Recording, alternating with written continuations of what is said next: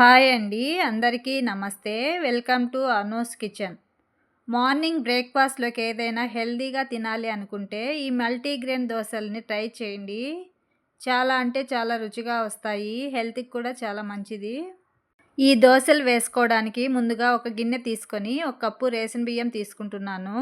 మీరు కావాలంటే brown rice కానీ మామూలుగా ఇంట్లో వాడుకునే బియ్యం అయినా తీసుకోవచ్చు.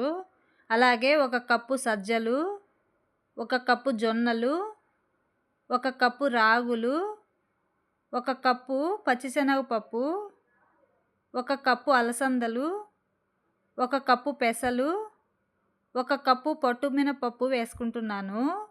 మామూలు మినపప్పు అయినా వేసుకోవచ్చు. అలాగే ఒక స్పూన్ మెంతులు కూడా వేసుకోవాలి. ఇన్నే వేసుకోవాలనేం లేదండి. ఇంట్లో ఎన్ని ఉంటే అన్ని వేసుకోండి. రోజు ఇవే కాకుండా ఉలవలు, కొర్రలు, సామలు, శనగలు ఇలా ఏవి ఉంటే అవి వేసుకోవచ్చు. ఇప్పుడు వాటర్ వేసుకొని వీటిని 2, 3 సార్లు నీట్‌గా కడిగేసుకోవాలి.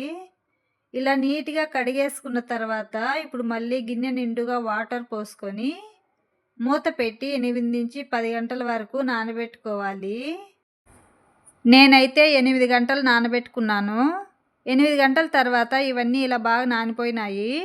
ఇప్పుడు వీటిని మళ్ళీ ఒకసారి కడిగేసుకొని ఈ వాటర్ తీసేసుకొని మిక్సీ జార్లోకి కొద్ది కొద్దిగా వేసుకొని 2-3 సార్లుగా గ్రైండ్ చేసుకోవాలి. నేనైతే మిక్సీ జార్లో గ్రైండ్ చేసుకుంటున్నాను. మీ దగ్గర గ్రైండర్ ఉంది అనుకుంటే గ్రైండర్లో ఒకేసారి వేసుకొని అయినా గ్రైండ్ చేసుకోవచ్చు. పిండిని ఈ విధంగా మెత్తగా గ్రైండ్ చేసుకోవాలి. చేత్తో తీసుకుంటే ఈ విధంగా స్మూత్గా ఉండాలి. ఇలా గ్రైండ్ చేసుకున్న పిండిని ఒక గిన్నెలోకి తీసుకోవాలి. గిన్నె కొద్దిగా పెద్దది తీసుకోండి, ఎందుకంటే పిండి పులిసి పైకి వస్తుంది.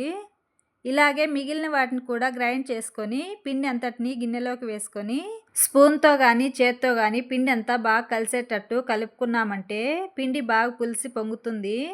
ఇలా బాగా కలుపుకున్న తర్వాత మూత పెట్టుకొని రాత్రంతా పక్కన పెట్టుకోవాలి. ఇప్పుడు చూడండి, మరుసటి రోజు ఉదయం కల్లా పిండి అంతా బాగా పులిసి పైకి పొంగింది. ఇప్పుడు ఈ పిండి అంతటిని మళ్ళీ ఒకసారి బాగా కలుపుకోవాలి. ఇదే పిండితో ఇడ్లీలు, గుంత పొంగనాలైనా వేసుకోవచ్చు, చాలా బాగా వస్తాయి. ఇలా కలుపుకున్న తర్వాత ఇప్పుడు మనకు దోశలు వేసుకోవడానికి ఎంత పిండి కావాలో అంత ఒక గిన్నెలోకి పక్కకు తీసుకొని మిగిలిన పిండిని ఫ్రిడ్జ్లో పెట్టుకున్నామంటే 2-3 రోజుల వరకు వాడుకోవచ్చు. ఇప్పుడు దోశలు వేసుకోవడానికి పక్కకు తీసి పెట్టుకున్న పిండిలో ఒక స్పూన్ సాల్టు, కొద్దిగా వాటర్ వేసుకొని మామూలుగా మనం దోశలు వేసుకోవడానికి దోశపిండి ఎలా కలుపుకుంటామో అలా కలుపుకోవాలి. పిండి మరీ లూజ్గా ఉండకూడదు, అలాగని మరీ గట్టిగా ఉండకూడదు. ఈ విధంగా కలుపుకొని ఇప్పుడు దోశలు వేసుకోవడానికి ప్యాన్ పెట్టుకొని ప్యాన్ వేడైన తర్వాత ఆనియన్తో బాగా రుద్దుకొని 1.5 గరిటె దోశపిండి వేసుకొని గరిటెతో ఈ విధంగా రౌండ్గా స్ప్రెడ్ చేసుకోవాలి.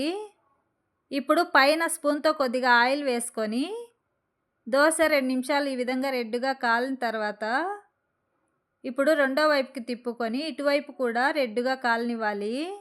2 వైపులా ఈ విధంగా రెడ్గా కాలిన తర్వాత తీసేసుకొని ప్లేట్లోకి పెట్టుకోవాలి. మిగిలిన పిండి అంతటినీ కూడా ఇలాగే వేసుకొని 2 వైపులా రెడ్గా కాల్చుకొని తీసేసుకోవాలి.